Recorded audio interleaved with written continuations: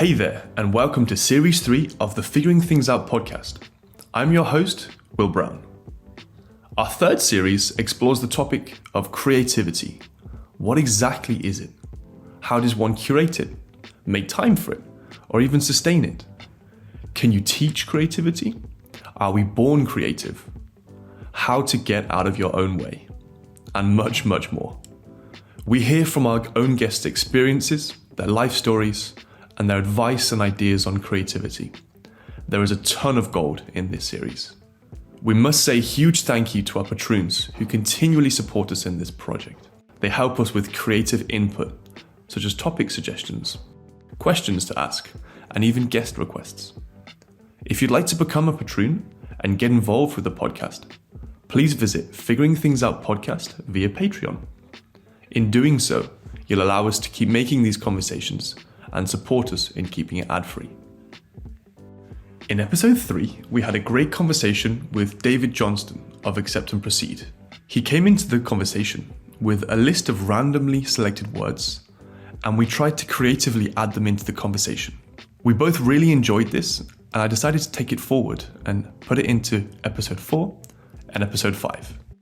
We'd love to keep this going as it's a really lovely addition of chaos, volatility, but also intrigue. It keeps me on my toes, and therefore the conversation has a little bit extra. Please let us know in the comments if you like or dislike this, and if you have any more ideas. Thanks for listening, and now, on to today's guest. Enjoy the conversation.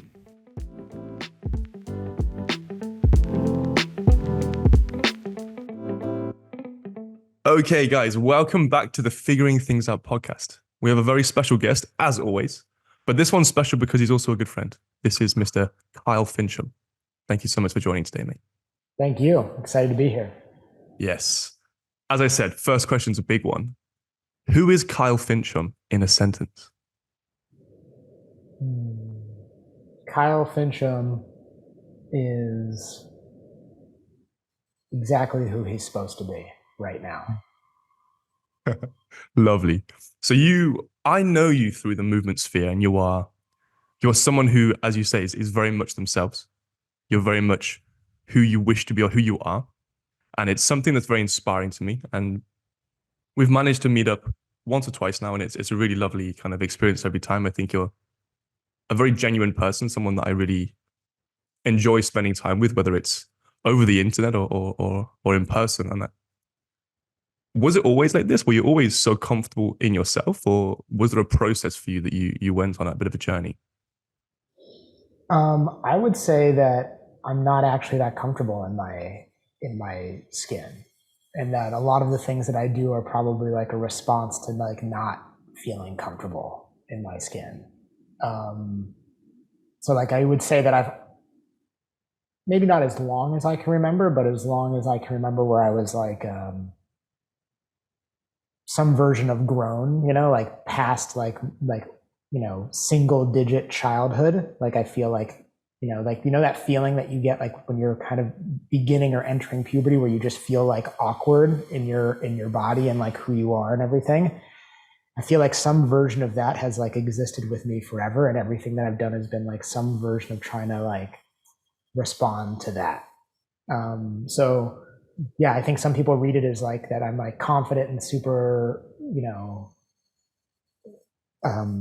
comfortable in my skin, and I'm very aware of who I am. But in some ways I'm like, man, I am fucking lost all the time and just doing my best to like tread water. Aren't we all? Yeah. Do you feel that you're comfortable with the awkwardness now? Yeah, I'm growing more comfortable with awkwardness. I would say that like I had this like interesting experience this past weekend where I was starting to have this like moment of being like, man, I'm weird. And why do I always have to choose like the weird route in life? Like, why can't I subscribe to something like less weird? And it would kind of hit me, and I was like a little bummed and frustrated because there's consequences of weird, and weird is not, it's not weird in every part of the world or every time in history. It's just like the way that I choose to be now in the place that I exist would probably be deemed weird. Mm. You know, just simply the fact that I spend a lot of time just like going out and dancing in parks. Other times in history, maybe that wouldn't be so weird, but like the idea of like existing in this like weirdness is super, you know, it can be confronting by like culture and society. And yeah, over the weekend I went through this feeling of like is there any way that I can just like break from this and just like the repercussions of weirdness right now is exhausting because it's been that way like my entire life. But then I'm reminded like whenever I make like a step to try to do some other thing or go in another direction, I'm just like either bored, but not bored in the good way. Like I'm like unsatisfied bored. Like there's good bored, and then there's just like I'm not being stimulated or I'm not serving something that seems to matter to me. Yeah. And somehow like what I see as weird is something that is like super enriching and also like very in service in some way. What do you think draws you to this weirdness? Do you have like something that's like, wow, yeah, it drives it?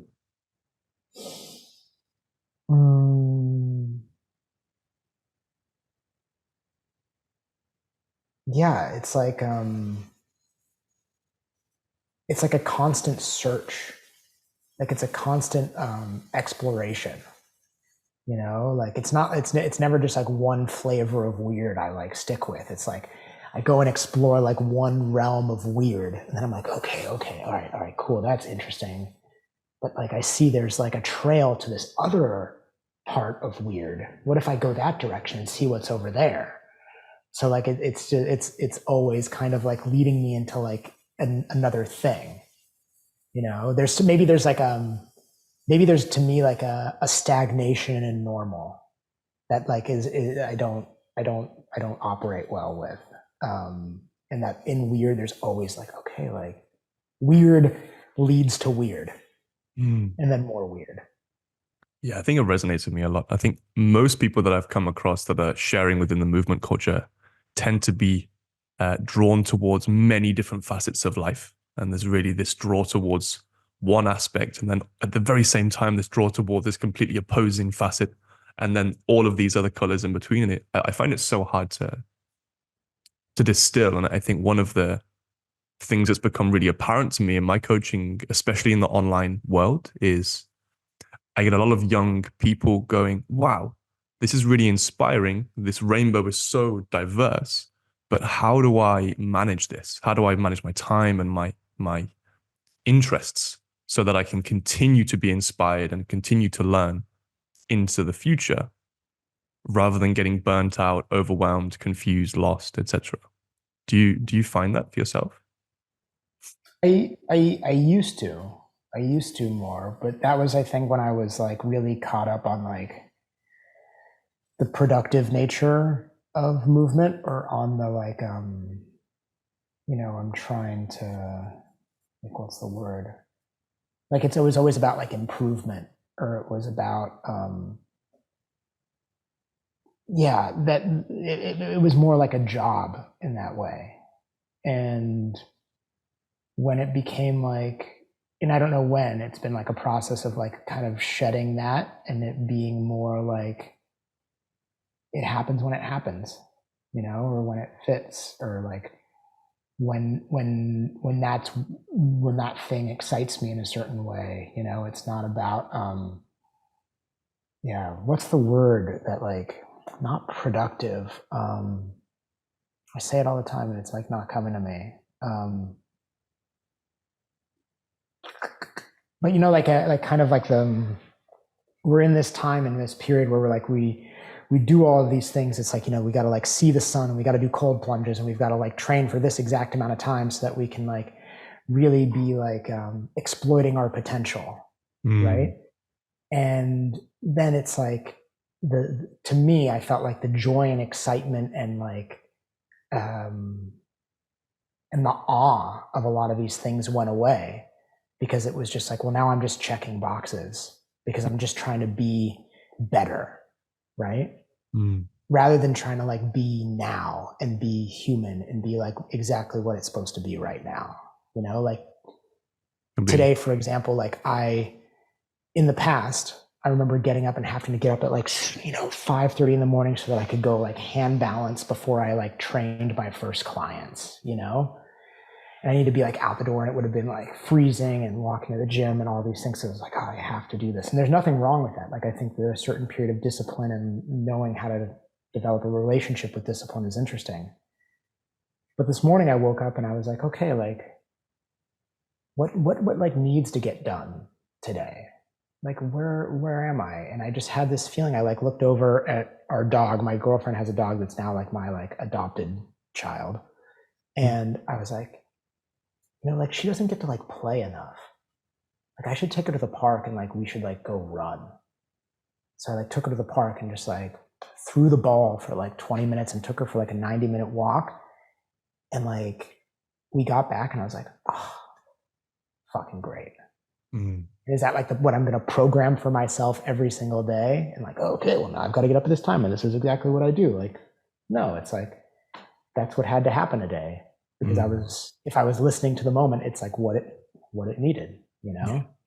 It's such a soft zone, and it's such a careful dance to try and find this in. It's funny, this kind of topic comes up almost every single time I speak with someone in this format.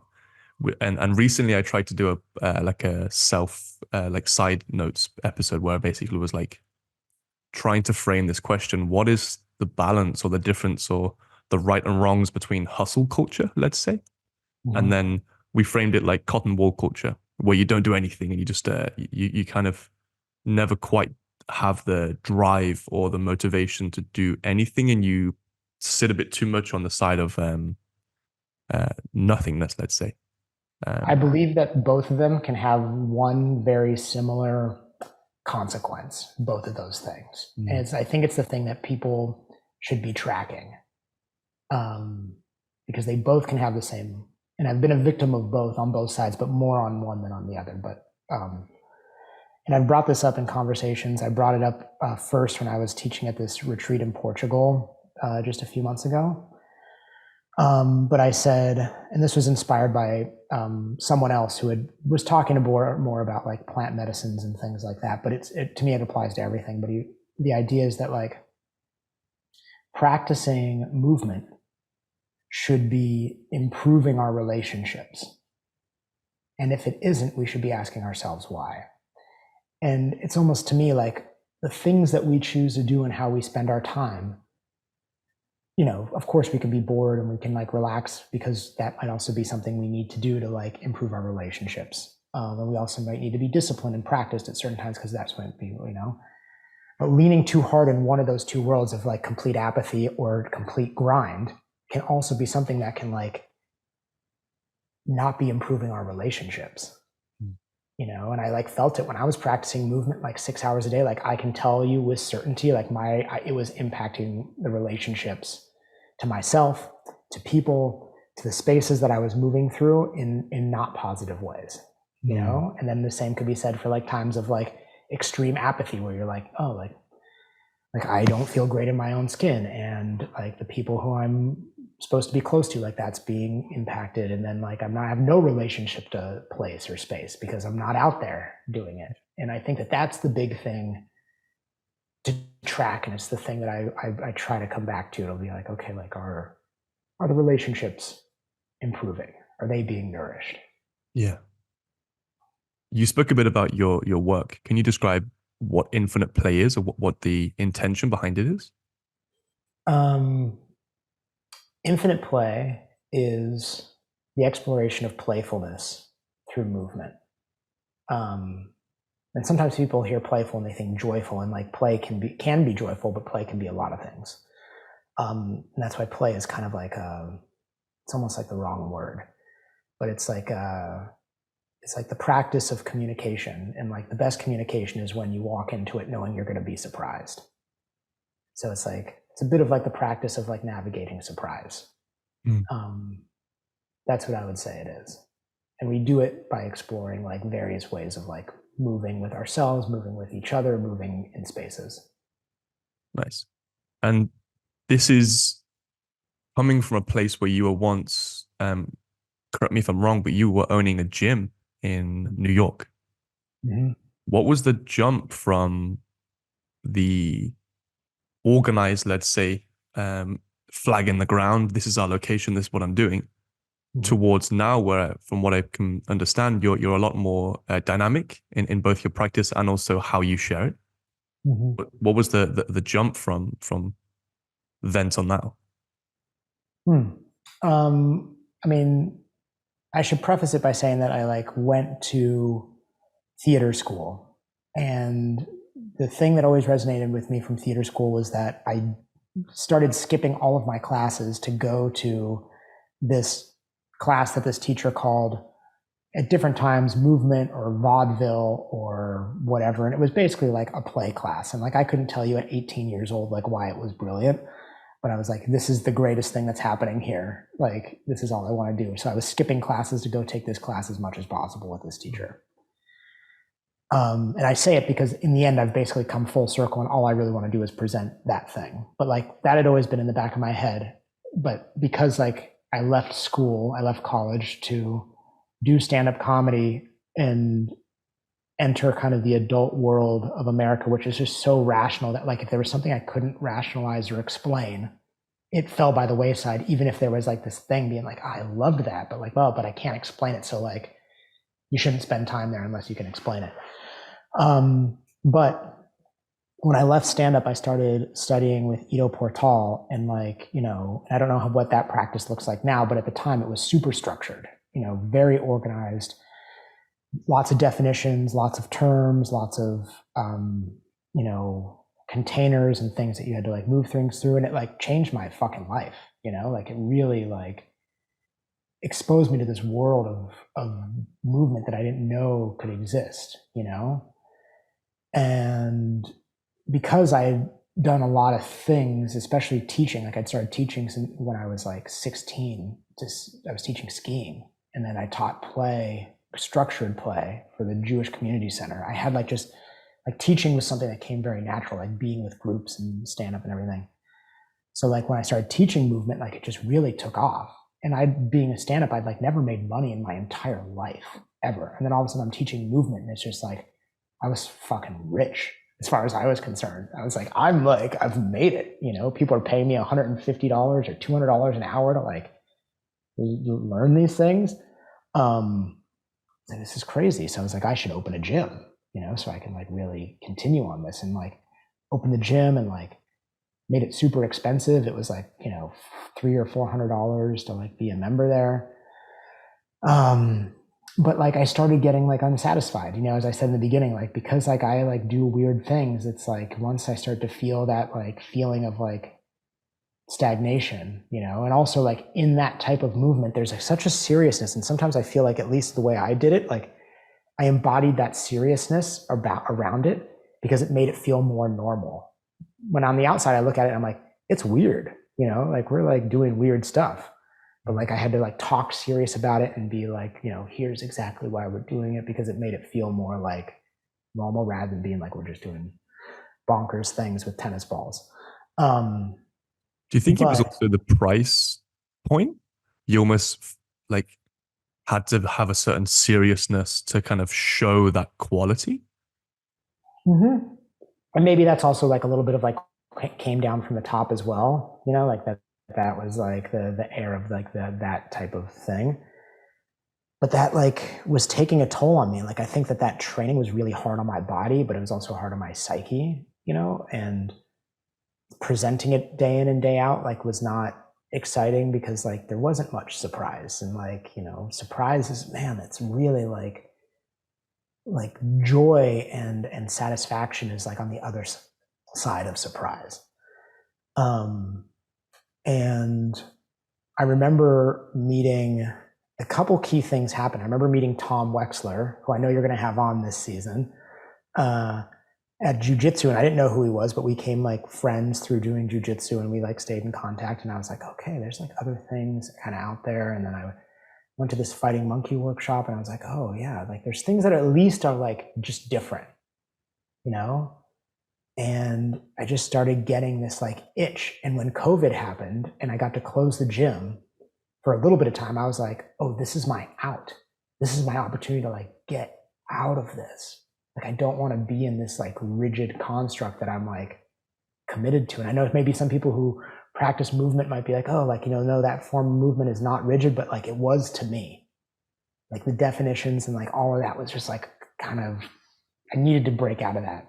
So it was actually COVID, like I remember putting up a photo being like, oh, we closed the gym. It's so sad. But really I was like, oh, thank you. Like I can like let go. And like I very quickly stopped studying with Ito at that time. And then just was like, I'm going to like see what's out there. Like I'm going to invent things. I'm going to do whatever. I'm going to try all of this different stuff. And then it just led to like, playing with people in parks, and the playing with people in parks led to like, oh, like, well, what are my values? Okay, like, well, these are the things that I value. These are the changes I want to see in the world. Okay, well, how do I present that through movement? I was like, oh, I can do this. And then it started to become infinite play. And it was like, and it's still changing. It's still becoming something different. But I was like, this doesn't belong in a gym. This belongs like somewhere where I can be more dynamic in how I share it and where I share it and when I share it. Before we go to those values, can you maybe define a bit more what you were sharing in the gym that was like rigid for you? And it's just so people listening can understand a bit more about what you were sharing and how you felt about it. And then we can move towards the values. Mm-hmm. Yeah. Like, I mean, it was like, it was very like clear, like, there was like defined containers, we're going to do like strength work. Oh, okay. We're going to do this kind of strength work. We're going to do straight arm strength. We're going to do bent arm strength. Okay. Now we're going to do a hand balancing session. We're going to do locomotion or ground movement, or we're going to do like object manipulation or rhythm. Like there was all these different like kind of containers of things, that had their defined things that existed in there. And that's really what it looked and felt like. Like it was structured in terms of like a lot of names and definitions and like timestamps and things like that. Can you explain the idea behind why defining things in tight boxes is negative? I don't think it's all negative. I don't think it's negative at all, actually. I think that it's negative when it's the only thing. Like, and when we potentially overvalue the defined over the undefined, that like somehow because we've defined something, it means that it like carries more weight than things that we can't put words to, and like the things that we can't put words to, are much more in abundance than there are things that we can put words to. There's this like sea of undefinable stuff, but like if we narrow in on just the things that we've categorized or that we've named, and that's the only thing we're looking at, then we're like missing this like vast sea. And like what's beautiful is the defined things can help us like create some language around that undefined and can help us like aim towards new undefined things to explore. But it's not the only thing. You know what I'm saying? Yeah. And I would say that like there's a healthy relationship between the two. It's more that the defined can become a limitation and not a tool. Right. And do you think that value comes across directly into infinite play then? Yeah, I would say that infinite play is an opportunity to rebalance the scales.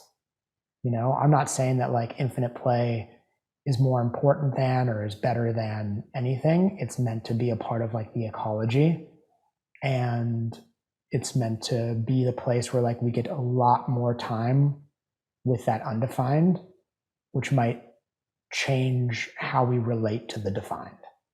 Not to get rid of it at all. Yes.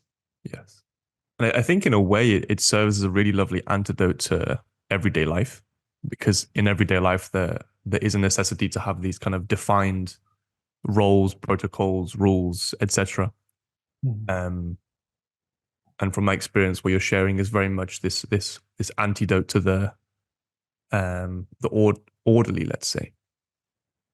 And I think that's Mhm. definitely what I can hear from what you're saying is that you've almost taken a big jump towards that antidote, which is really, really inspiring. Um, Thank you. Yeah. I want to hear a bit about, you mentioned stand-up comedy. Mhm. It's something I'd heard in the pipeline, but I wasn't actually sure if it was true. So Yeah. you were initially a stand-up comic? Yeah. For almost 10 years. Yeah. Wow.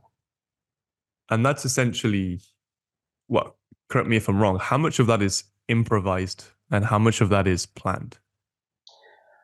Um, I mean, that would like vary from like person to person and like how they do it. I mean, there are certainly people who like prepare a monologue. There are people who like prepare jokes, but they're almost like they have their jokes ready and they're just like throwing them out based on like how things are unfolding, you know? And then there are people who are improvising a lot and doing a lot of crowd work and things like that. And I would say I went through a lot of different iterations. And I don't know if it's because I was lazy or if it's because I was not a particularly great joke writer. But I landed into a place where I was doing a little more improvisation when it was all said and done. But it changed quite a bit. And it was, one of those things where I look back at like the beginning and how I was doing it in the very beginning, where I kind of like embraced my, again, like weirdness, but then succumbed to a little bit of what I felt was more like normal in stand up, that like was the beginning of like a long artistic downfall for me, like a personal downfall. How does it feel to be on stage and have the lights on you and the crowd's experience directly upon your words? When you're killing it is like one of the best feelings in the world. Yeah, like when you're killing in front of like an audience, especially like any audience really, but like when you're killing in front of like a big audience, it is epic, man. It's like you feel like you're in that zone, like you're just like, oh, like you just, I don't know, like that's like that undefined thing. Like there's just like the magic is happening. Mm. You've like got it. Like science can't nail it down like what that magic is. It's like it's chemistry, it's listening. Yeah. um but when it's a bad night, it is also the worst feeling in the world. How do you deal with a bad night? You cry. In, in the moment on stage? No, I mean, you go home and I mean, I spent so many times like being like, what the hell just happened? Like, what am I doing? Like, why did I say that? Like, what kind of person says that? Like, I need to rethink like what I'm doing, or like I can never do that thing again, or I'd have to, you know, yeah, I'm calling up people being like, oh, like, did I mess up? Like, what should I do differently? Like, just, some people I think handle bombing like way better because they're a little more like either fearless or they're not caught up on like what other people think. But I was certainly doing stand up. Part of the reason was because I wanted to be liked. And a lot of like that was what I was chasing there, was the liked feeling and not necessarily like the artistic presentation. Sorry to interrupt. Just a quick note. This podcast is a self-funded project and we're trying our best to keep it ad-free. If you're enjoying the conversations and would like to support us, please feel free to do so for the price of a coffee via Patreon.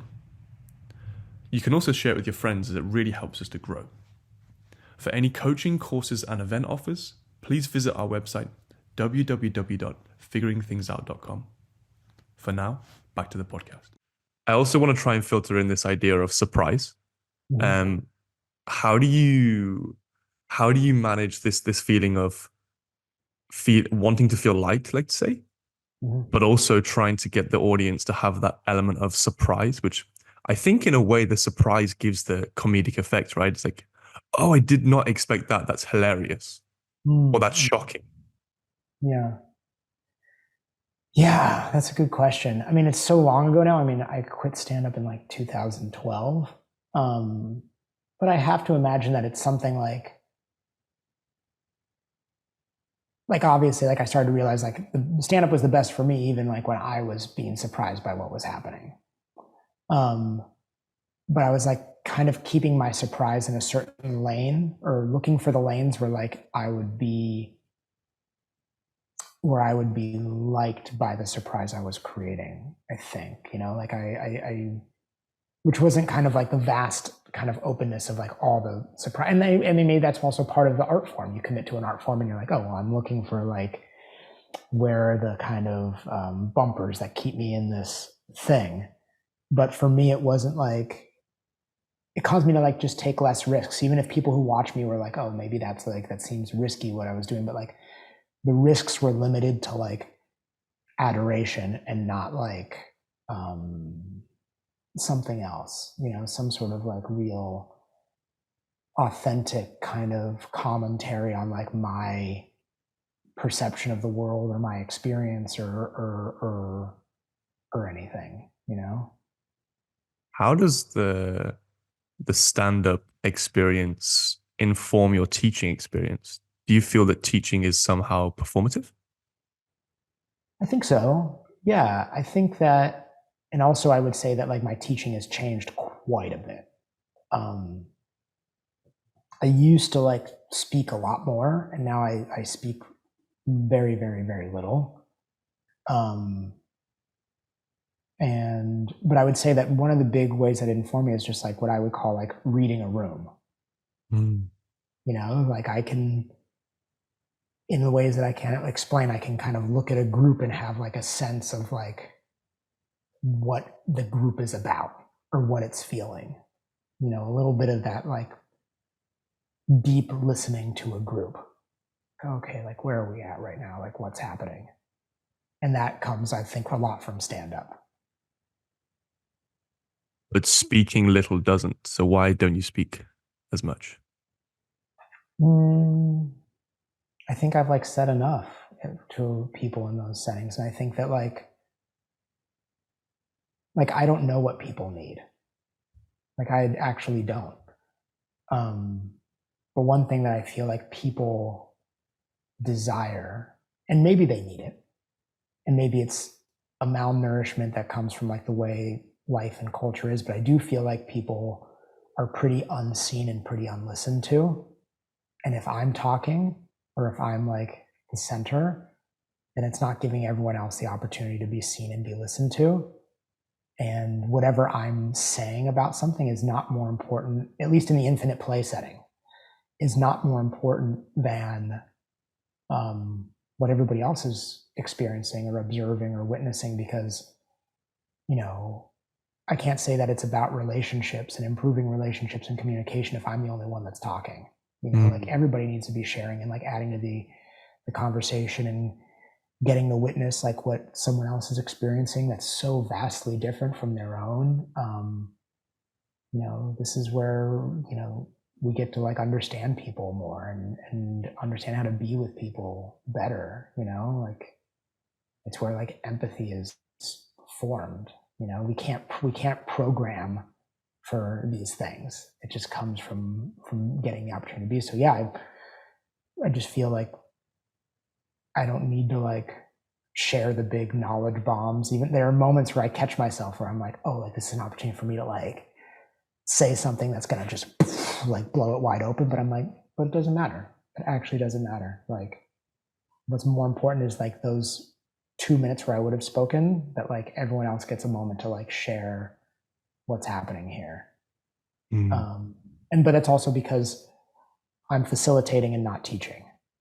Like I'm creating a container for experiences to happen and for people to like learn what they need to learn, which is different than what everyone else is learning. But then there's like a collective learning. But teaching would be more like, oh, like I know how to do this move or this thing or this specific technique. So like I do need to talk a little bit more and lecture to like lay it down. It's like when I'm started doing these educational processes where like people want to learn how I facilitate play. So like in that setting, I'm teaching. So I might speak a lot more because like I'm fielding questions about like really what's going on when I'm in that space.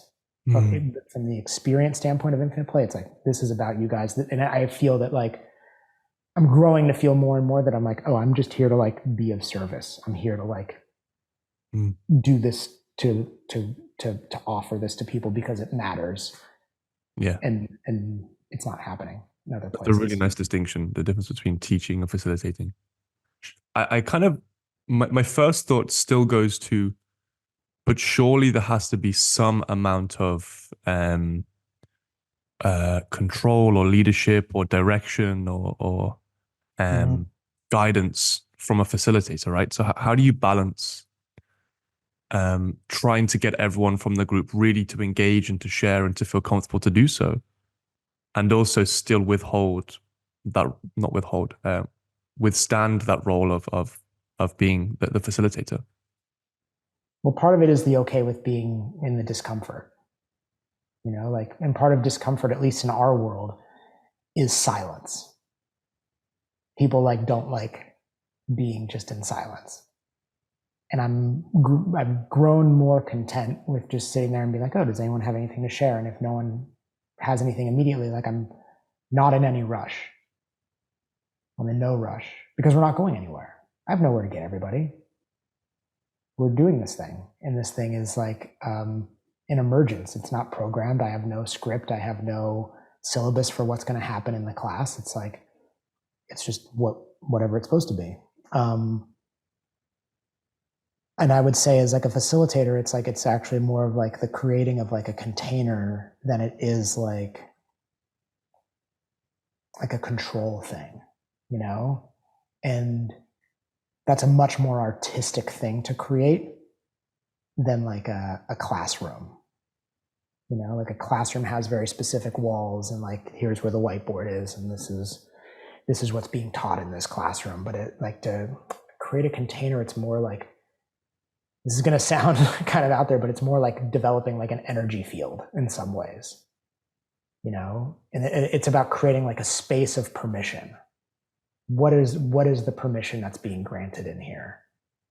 And a lot goes into that, and I can't explain all of it, but like, you've been in the presence of places, maybe, I think you see it like really well done in like some dance spaces where like a container's created and there's permission, and you're just like, oh, like,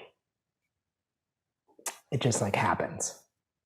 I think it's also the same if you meet someone for the first time and you have a really lovely conversation. There's that certain subjective resonance, let's say, that space to feel okay. Mm-hmm.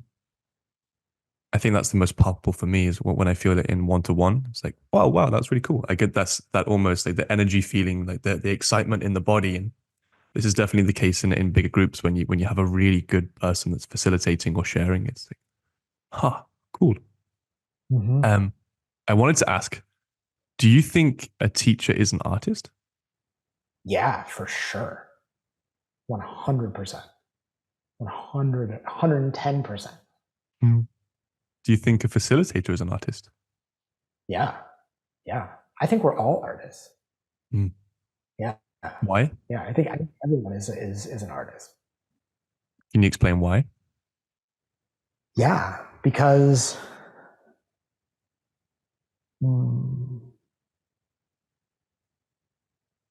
like, there's a lot of like terms for like the higher self, right? That's like your true self, your inner child, right? Some people might think that like the higher self is like the inner child, but also like, if you read like, I don't know if have you ever done The Artist's Way? Mm-hmm. Yeah, and she refers to like the inner child as like your inner artist. And I kind of conflate all those things, and I'm like, oh, like, the artist is the inner child. The inner child is like the higher self. So like that most kind of aligned version of who you are is an artist of some kind, because it's something that's like creating and manifesting and adapting and and evolving. And those are all like artistic acts, they're all acts of like of creatively addressing like the thing that's emerging in front of them or to them. Mm. What is creativity to you? Hmm. Creativity. It would be too easy to say that it's like problem solving, but creativity is the act of, it's what you do when you're surprised. It's what you do when you're surprised. Do you It's think how you respond. do you think all art is based upon surprise?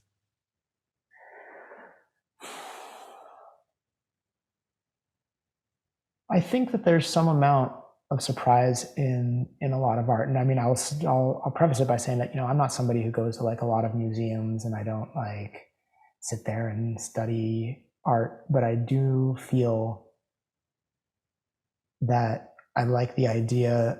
I think it was Alan Watts who talked about the idea of like a controlled accident, and that's like a little bit of like what we find in like artistry, that like the control is like you're kind of aiming at something, and the surprise is that it's a co-creation between like you and this potential vision you have and all the I don't know of like the moment, the materials,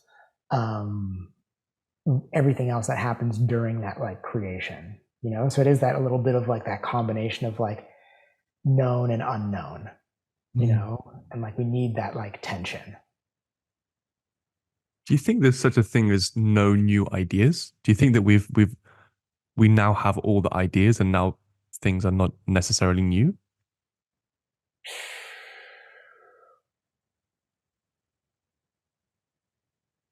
I don't think so, but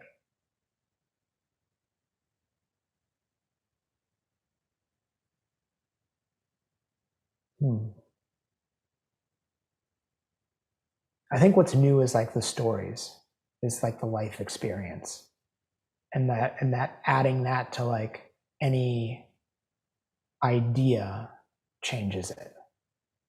So like I could be having an idea and I could present it to you, and then you take that idea and do something with it, even if you think you're doing it exactly the way that like I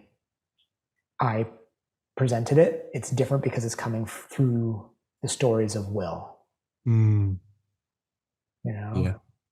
Yeah, I think that's so true. I feel a lot that due to the subjective nature of creativity and art, the story and the perception of those things are so important. The context as well, I feel.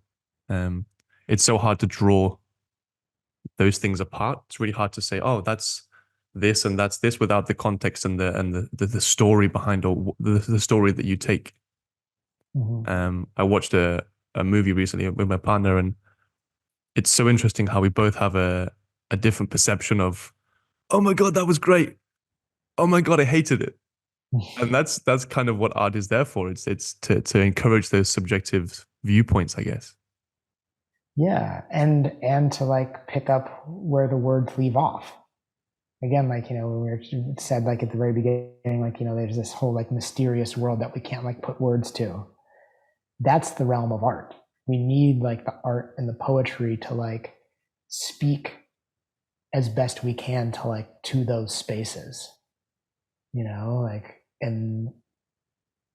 that and that we know it, like we know it when we see it.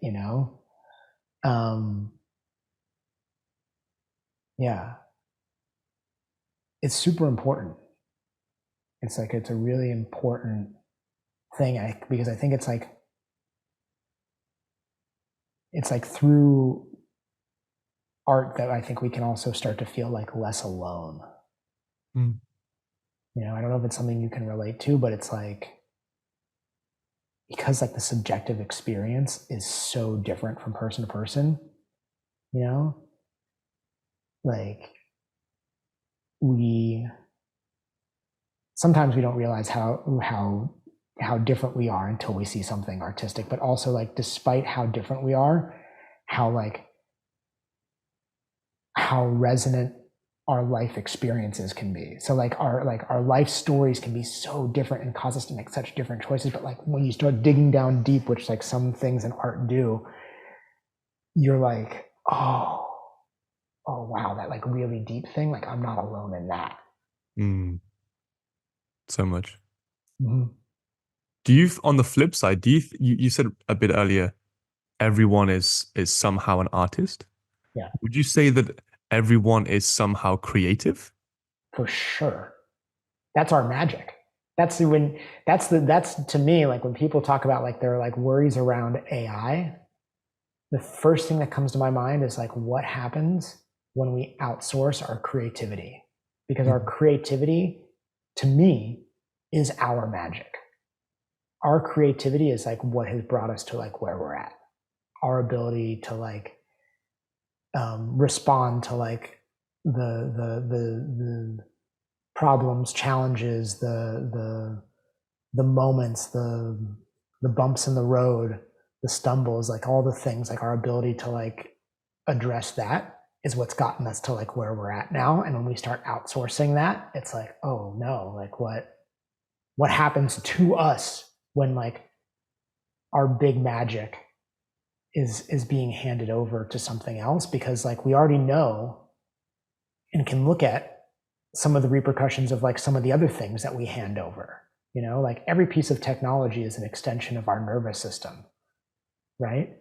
And when we hand over something to technology, there's repercussions, good and bad. You know, like in this case, like we have like a good thing and a bad thing happening, right?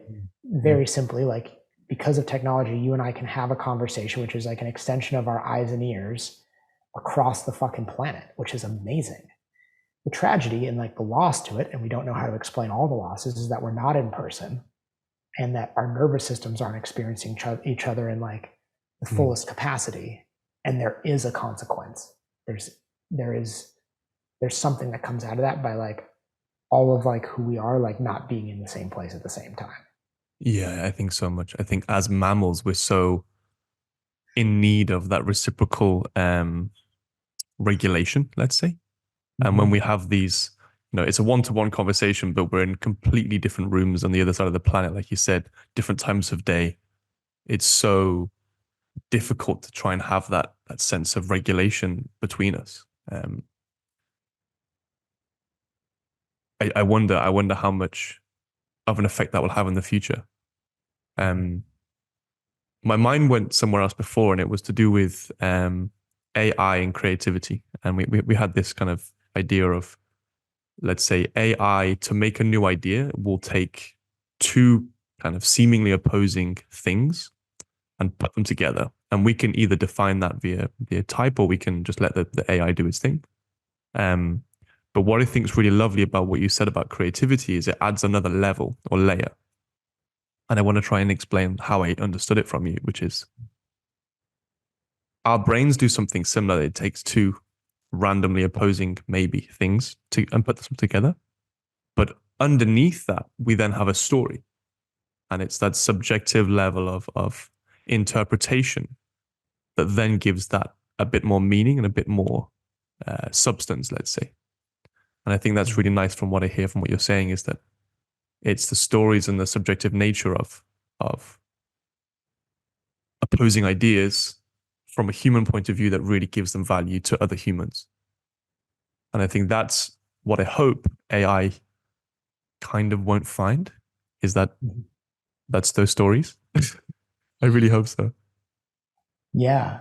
Yeah. Because if it does, then it's like then our like I said, like our big magic is no longer necessary. And I'm like, I don't know what happens then. I don't know. Like, yeah, people are like always saying like, it's, how quickly AI will like solves this one little problem or this thing or that thing. And like, there's so many stories, like it's like, it's cliche and boring to hear at this point that like, it's the journey, it's about the journey, not the destination. But it's like, it's almost like all these different people at different times in history like knew how susceptible humans were to destination rather than journey. Mhm. But like not realizing that like, or that people can't seem to realize that it's like, it's what we find on the journey that feeds the destination when we get there. So when we skip the journey, like the destination, it has certain empty spots to it, you know, and there's like a loss there. And then what happens when that just like keeps building over time? Like, you know, I'm generalizing it there, but it's like, man, there's like consequences. There's just big consequences to that. Yeah. Do you think meaning is something that's found, or can you also seek it?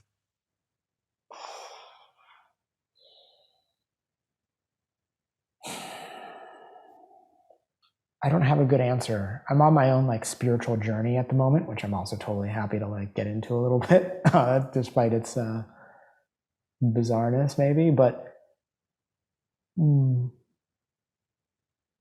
meaning. I know what meaning is there for us to unearth.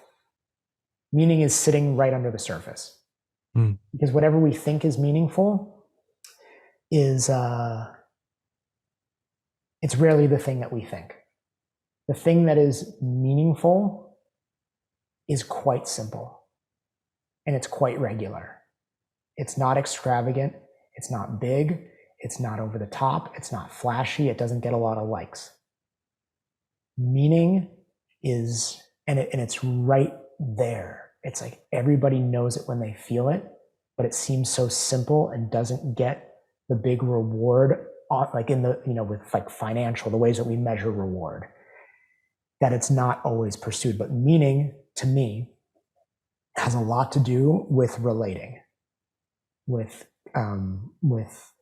relationship and communication, right? Like that feeling of seeing and being seen, the feeling of listening and listening deeply too.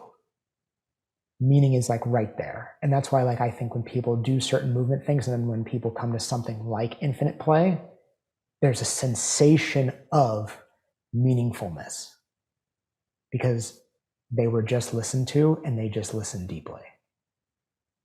It's so simple, you know? The reason why people love, I think, aspects of like things that involve like flow, which is such like a hot word, you know? But what it is not even like the act of necessarily the action, I don't think. I think it's actually that feeling that in that moment, they were so deeply listening and that they felt like potentially they were being listened to, but even by something that wasn't human, you know what I mean? That like, you know, someone could be kite surfing, you know, and that like there was a conversation between them and the wind that helped navigate this moment and like, wow, like so enlivening, you know? I say it's like, it's the reason why you can go to like so many different places and they end in a hug. And it's because it felt meaningful. A great conversation with words, right? You can go dance with people and you can fight people. You can do jujitsu. You can watch UFC even. And they just fought and then they hug at the end.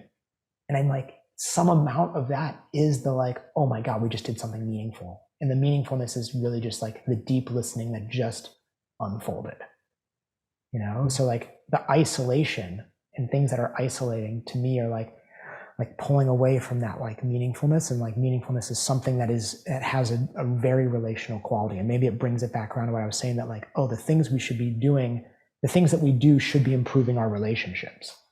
I also feel on that point, a lot of the meaningful things we encounter are somehow vulnerable. For sure. For example, the fighting it's such a vulnerable place. It's really you know, in a regulated bout, you got a one-on-one situation where the person who lost essentially could have been killed. The regulation stopped that, but it's still that moment of, wow, okay, big respect, all the emotions are gone, boom, we move on. I think it's so interesting. Mm-hmm. back to creativity, I wanted to say the process towards creativity seems to be somewhat individual. People have different ways of harnessing or accessing. Some people say the source or the inspiration or the spark. And I Mhm. wanted to know from your point of view, what things do you use in order to maintain or curate your own creativity? Hmm. That's a good question. Um, I mean, if I say it in like the simplest terms, it's like I pursue things that like are like the practice of listening. Like that, I would say is like the crux of like my practice, because I think that that is like when I feel the most creative. Um, Tools that I find like access that are like, you know, music and dance, um, stillness in certain ways that like I'm interested in. Um, the old stories, man. You know, like I'm not like the more I kind of keep going, the more I'm like, oh, the things that have been around a long time and have like emerged in different places. That's where I find myself drawn to. Mm. You know, like doing dance. Not that I'm against dance in choreographed places or very strict forms. I go and take dance classes, but like I also think that there's this space for like, you know, like moving in these like visceral cathartic ways, you know, and um yeah, being moved by something in a moment, you know, like taking walks, like really seeing things, like really seeing them.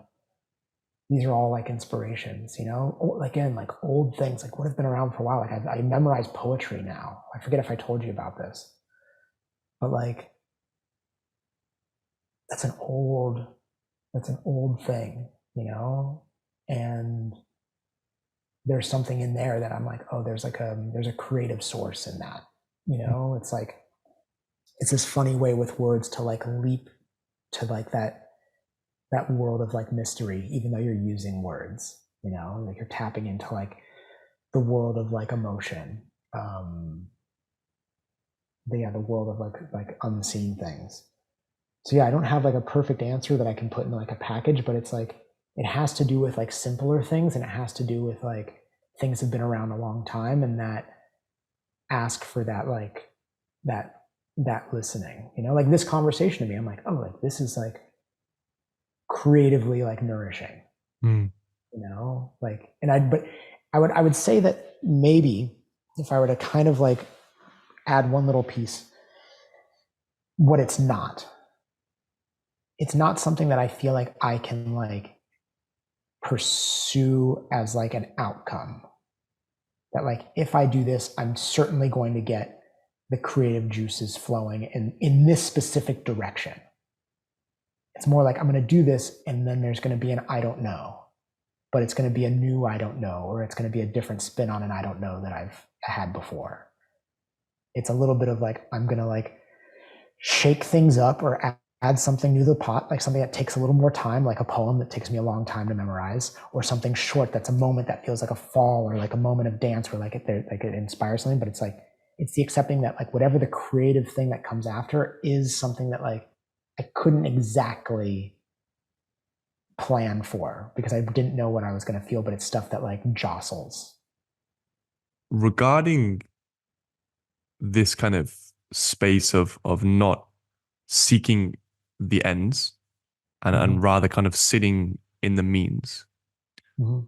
As a facilitator, how do you work with the group to keep the group in that state of being within the means and not continually going towards the ends? This is kind of what I understood from what you were saying is really like it's so important to you to be creative within the means and not Yeah. driven towards the ends. I think sometimes we like think that endings have certain colors to them, and or that we know what they're supposed to be. And that is I get a little bit critical of. And, but endings matter huge. Like things have to end. The only way something new happens is when something else ends, you know? Like in the micro ways and in the macro ways. And I'm talking like beyond movement, you know?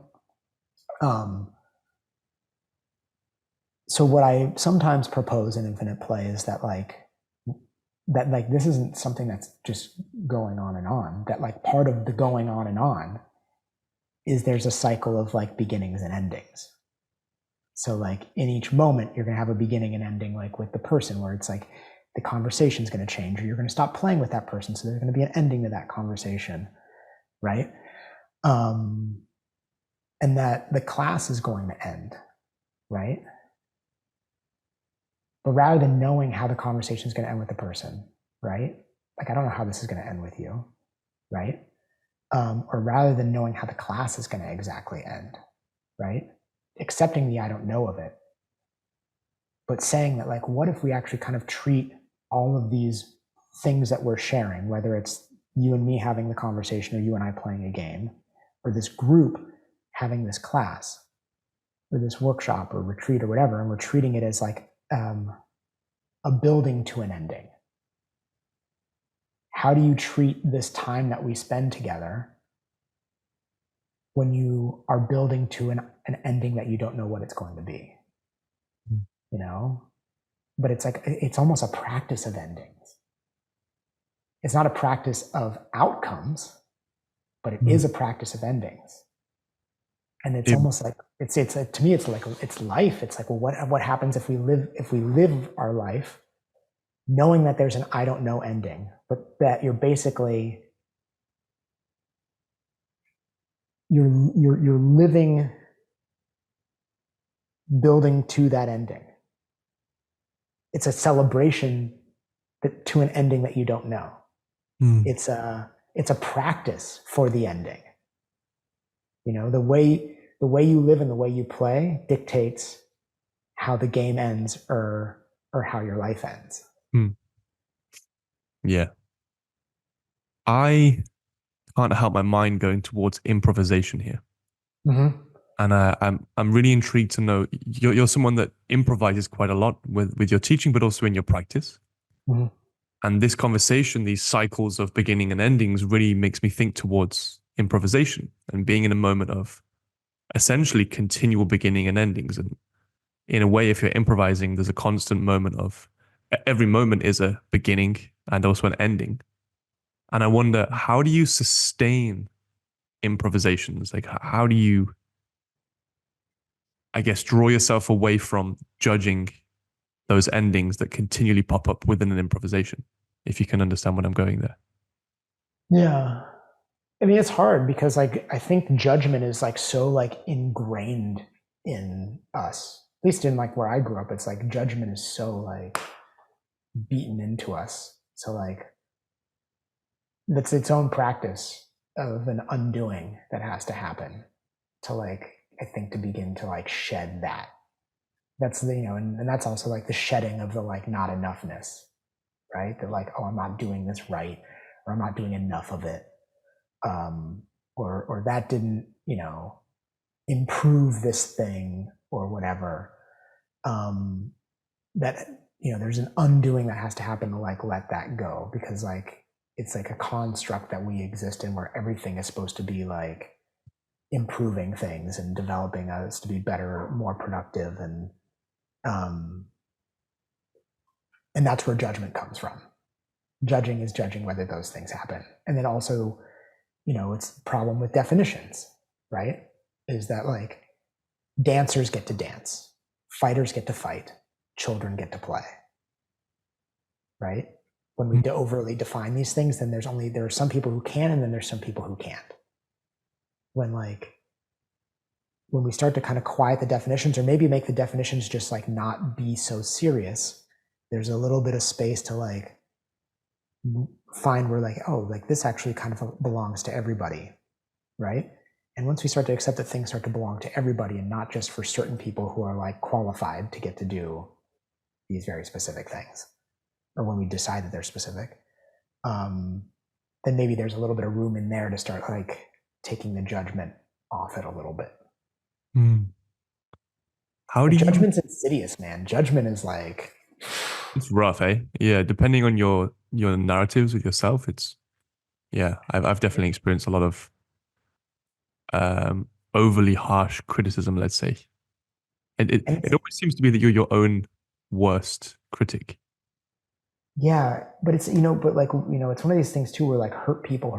And like, man, I feel terrible about the judgment that I've put on people as like a teacher at other points in my life, because like, those are stories that were slapped on me at a young age, but then also by other teachers that were like, this is wrong, you're not enough, do better, work harder, whatever. And not enough of the like, hey, you know what? Like, you're actually fucking great right now. Like, you right now are perfect. And all these other things that you're doing and exploring are awesome, but they don't define you.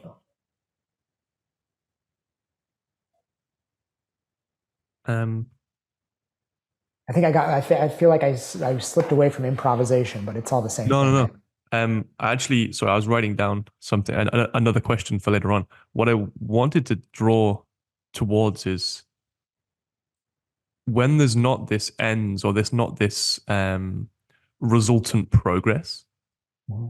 what keeps you coming back? The listening. I get like a chill when I say that. Like, it is the listening. Like right now.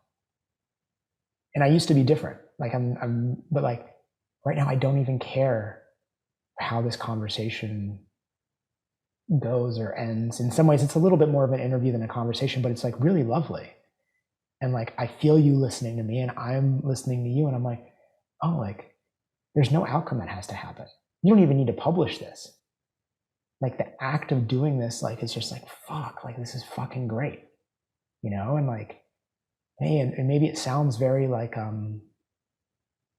maybe like woo woo or out there, but man, it's like if you go on a walk and your eyes are open, it's fucking awesome. Like whoever's listening, like when is the last time you went and watched a sunrise? Like this is recent. Like when I was in Portugal teaching with Movement Lisboa, I don't know if you know those guys, Tiago and Andre, amazing. But at their retreat, they do this thing where every morning in silence, you go and watch the sunrise. And when Emily, my partner, and I got back from there, we just started waking up early, and we were like, oh, like, so let's go watch the sunrise. I've been doing it 75% of the days since we got back, and that was like 3 months ago. Wow. And like, it's fucking crazy. It happens every day.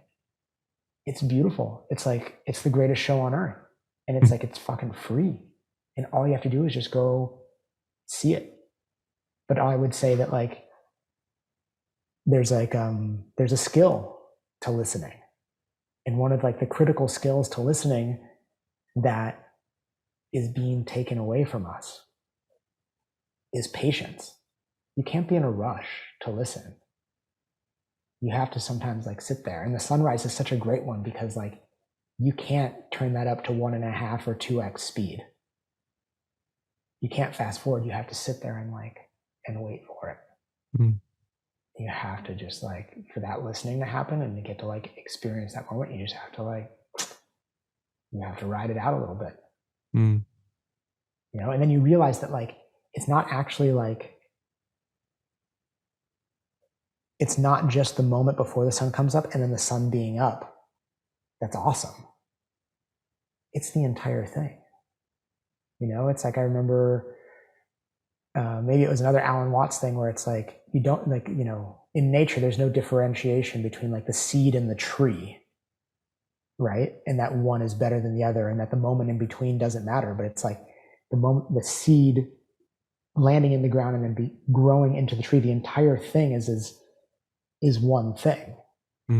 We're just kind of caught up on like being like, okay, well, when's it going to be a tree? Yeah.